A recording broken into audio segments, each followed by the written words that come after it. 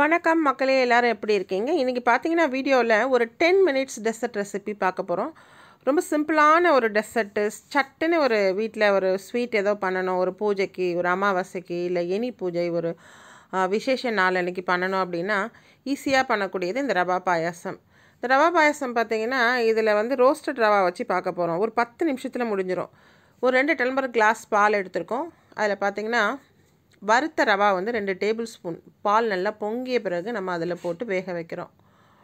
So அவ்வளோதான். Within ஒரு 6 to 7 மினிட்ஸில் வந்து அது வந்து வெந்துடும். அவ்வளோதாங்க. இப்போ நல்லா ஏலக்காவை இடித்து போட்டுட்டு தேவையான நட்ஸ் வந்து நீங்கள் சேர்த்துக்கலாம். ஃப்ரெஷ்ஷாக எப்போவுமே நட்ஸு சரி, இந்த ஏலக்காவும் சரி, நம்ம இடித்து போடும்போது நல்ல ஒரு வாசமாக இருக்கும். பவுடரும் இருக்குது, இருந்தாலும் நம்ம வந்து ஃப்ரெஷ்ஷாக இடிச்சிங்கன்னா நல்ல ஒரு வாசனையே கொடுக்கக்கூடியது.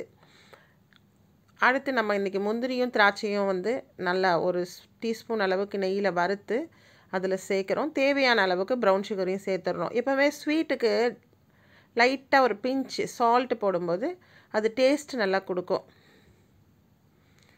ஸோ ரொம்ப ஈஸியாக ஒரு பூஜை நேரத்தில் ஸோ நம்ம பாயசம் வைக்க மறந்துட்டோம் அப்படின்னா சட்டுன்னு ஒரு 10 நிமிஷத்தில் பாலை காய்ச்சி இந்த ரவையை போட்டு வேக வச்சு முந்திரி திராட்சை வறுத்து கொட்டிட்டிங்கன்னா ஒரு பாயாசம் ரெடி ஆகிடும். ஸோ இல்லை திடீர்னு யாராவது ஈவினிங் வந்திருக்காங்க, அவங்களுக்கு ஒரு ஸ்வீட் பண்ணி கொடுக்கணும், ஒரு டெசர்ட் கொடுக்கணும், இல்லை சாப்பாட்டுக்கு ஒரு டெசர்ட் கொடுக்கணும்னாலும் சிம்பிளாக இந்த மாதிரி ஒரு ரவா பாயாசத்தை நீங்கள் வச்சு கொடுக்கலாம். ஸோ இந்த வீடியோ வந்து ரொம்ப யூஸ்ஃபுல்லாக இருக்கும்னு நினைக்கிறேன். ஸோ ரவை வறுத்தது ரவை இல்லைன்னா நீங்கள் வந்து ஜஸ்ட் ஒரு ரோஸ்ட் பண்ணிக்கிட்டிங்கன்னா போதும். ஒரு 1 மினிட் கூட ஆகாது.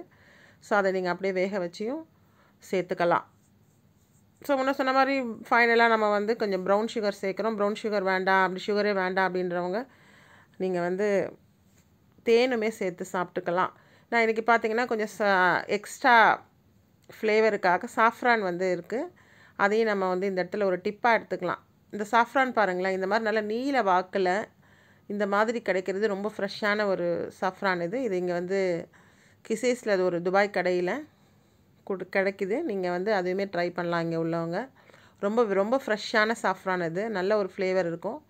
ஸோ கண்டிப்பாக ட்ரை பண்ணுங்கள். ட்ரை பண்ணிவிட்டு ரவா பாயசம் நீங்கள் செஞ்சு பார்த்துட்டு ஒரு 10 நிமிஷம் செஞ்சு பார்த்துட்டு எப்படி இருந்தது அப்படின்றத உங்கள் கமெண்ட்டை வந்து சேனலுக்கு போஸ்ட் பண்ணுங்கள். உங்கள் ஃப்ரெண்ட்ஸுங்களுக்குமே ஷேர் பண்ணுங்கள்.